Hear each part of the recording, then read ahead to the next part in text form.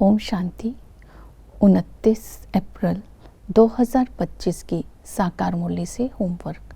आज की मुरली से हम लक्ष्य लेंगे, क्षीर खंड में ऊंच पद पाने के लिए स्व उन्नति का पुरुषार्थ कर कर्मातीत अवस्था को प्राप्त करने का अटेंशन देना है। आज की मुरली से हम स्वमान लेंगे, मैं माया जीत स्वराज्य अधिकारी आत्मा हूँ। आज स्वराज्य के आसन पर विराजमान होकर बाबा को अपना साथी बनाकर ईश्वरीय गुणों से, शक्तियों से, दैवी गुणों से स्वयं का श्रृंगार कर मैं आत्मा राजाई की ड्रेस को पहनकर स्व पर राज्य कर विकारों पर और प्रकृति पर राज्य कर रही हूँ। इनको अधीन बनाकर, इनको अपना सहयोगी बनाकर मायाजीत बनकर स्वराज्य अधिकारी बन रही हूँ। इस स्मृति में सारा दिन रहेंगे। आज की मुरली से प्रैक्टिकल होमवर्क रहेगा, अपनी चलन को रॉयल बनाना है। जब हम संबंध संपर्क में आते हैं तो संबंध में अलौकिकता हो और अलौकिक दृष्टि हो, आत्मिक दृष्टि हो। कर्म करते समय अपने आप को कर्म योगी बनाकर कर्म करना है और कर्म श्रेष्ठ हो, यही रॉयल्टी है। इसके साथ सेवा करते समय, सेवा में आते समय बाबा के साथ कंबाइंड स्वरूप से सेवा करेंगे। खाना, पीना, चलना, बोलना, इन सब में दिव्यता हो।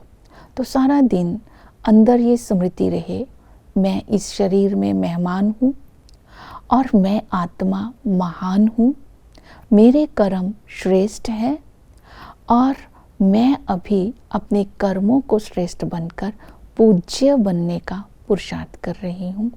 तो आज प्रैक्टिकल ये स्मृति में रहेंगे। आज की मुरली से आज हम पुरुषार्थ करेंगे। पहला पुरुषार्थ रहेगा कि मुझे स्व उन्नति करनी है, तो अपने अंदर आज रिफ्लेक्शन करनी है, जांच करनी है कितना समय बाप की याद में रहते हैं, दैवी गुण कहाँ तक धारण किए हैं, हमारे में कोई अवगुण तो नहीं है, खान पान, चाल और बोल में रॉयल्टी कहाँ तक रहती है, फालतू बातें तो नहीं करते हैं, झूठ तो नहीं बोलते हैं। आज ये अपनी जांच करके बाबा को चाट देंगे। दूसरा पुरुषार्थ करेंगे एक रस स्थिति। एक रस स्थिति बनाने में टाइम लगता है, लेकिन अटेंशन देना है, क्योंकि एक रस स्थिति होगी तब ही हम कर्मातीत बन सकते हैं। तो इसके लिए भिन्न भिन्न टाइटल्स की सारा दिन ड्रेस पहन करके रखेंगे और दृढ़ता की बेल्ट को टाइट रखेंगे। सर्वशक्तिमान बाप को अपना साथी बना करके रहेंगे। आज हम कर्म क्षेत्र पर अकेले नहीं रहेंगे, बाबा के साथ रहेंगे, तो माया का वार नहीं होगा। दूसरा, माया जीत, माया हार तब कहलाती है जब अकेले हो जाते हैं। माया जीत बनने के लिए आज हम बाबा के साथ रहकर मास्टर सर्वशक्तिमान के स्वमान में रहेंगे। दूसरी विधि बताई समर्पणता। स्व उन्नति करनी है तो सब कुछ नई दुनिया के लिए बाबा ने कहा 21 जन्म के लिए मिल जाएगा अगर सब कुछ हम नई दुनिया के लिए ट्रांसफ़र कर देते हैं, क्योंकि इस संगम पर हम बाप के सम्मुख लेन देन कर रहे हैं। बाबा को हम कहते हैं सब कुछ तुम्हारा है। बाबा कहते ठीक है, तुम भी सेंटर को संभालो, सेंटर बनाओ और औरों का कल्याण करो, क्योंकि यहाँ हम बाबा को डायरेक्ट देते हैं। भक्ति मार्ग में इनडायरेक्ट दान पुण्य करते थे तो एक जन्म में उसका रिटर्न मिल जाता है। यहाँ हम डायरेक्ट बाबा को देते हैं तो 21 जन्मों के लिए इसका रिटर्न हमें मिल जाता है। तो इस तरह आज बुद्धि में समर्पणमयता रखनी है। तन, मन, धन, समय, एनर्जी, खजानों को बाबा की श्रीमत पर यूज़ करना है। इसके बाद है वैराग्य। तो बाबा ने कहा शरीर और पुरानी दुनिया से अब तुम्हें नफरत आनी चाहिए, क्योंकि अब हम चलते हैं नई दुनिया में। तो नई दुनिया की स्मृति को इमर्ज करते ही पुरानी दुनिया से वैराग्य रखना है। और स्व उन्नति के लिए आज इस स्वमान को भी इमर्ज रूप में रखना है। हम ईश्वरीय संतान हैं और ईश्वरीय संतान की विशेषताओं को बुद्धि में रख उसको कर्म में यूज़ करेंगे। ईश्वरीय संतान वो होते हैं जो विकारों को छोड़ देते हैं और ईश्वरीय संतान कभी देह अभिमान में नहीं आते हैं। ईश्वरीय संतान आपस में एक क्षीर खंड होकर के रहते हैं, कभी अकेले नहीं रहते हैं। चाल चलन में, खान पान में बहुत रॉयल्टी होती है। अपनी उन्नति का ही पुरुषार्थ कर कर्मातीत अवस्था को प्राप्त करते हैं।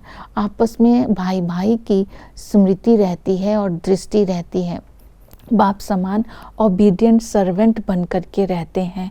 कभी भी आपस में लून पानी नहीं होते हैं, उल्टा सुल्टा नहीं बोलते हैं, अर्थात देह अभिमान के वश नहीं होते हैं। तो ईश्वरीय संतान की विशेषताएं बुद्धि में रखनी है। फिर याद की यात्रा में रहना है, क्योंकि याद की यात्रा में रहने से ही बाबा ने कहा विकर्म विनाश होंगे और आत्मा ऊंच पद पा सकेगी। याद करने की विधि बताई। अपने को आत्मा समझ बाप को याद करना है। पिता की यथार्थ पहचान होगी तभी तो याद कर सकेंगे। इस संगम पर हमें स्मृति दिलाई है। ऊंच ते ऊंच बाप है, सत्य है, चैतन्य है, आनंद का सागर है, ज्ञान का सागर है, सुख का सागर है, निराकार है। उसी बाप को आज हम याद करते हैं तो वो हमें स्मृति दिलाते हैं कि तुम सर्वोत्तम ब्राह्मण कुलभूषण हो, स्वदर्शन चक्रधारी हो, ईश्वरीय संतान हो, बेहद सुख के वर्षे के अधिकारी हो। वही टीचर बन करके ज्ञान का सागर हमें ज्ञान देते हैं। इस अविनाशी ज्ञान को हम जीवन में धारण करते हैं। इस ज्ञान में बाबा ने हमें क्लियर किया है। सृष्टि के आदि मध्य अंत का ज्ञान हमें बताया है, हिस्ट्री ज्योग्राफी बताई है। तो इस ज्ञान को धारण करने से हम लक्ष्मी नारायण जैसा ऊंच पद प्राप्त कर सकते हैं और सतगुरु आकर के हमें सुख धाम और शांति धाम का रास्ता बताते हैं।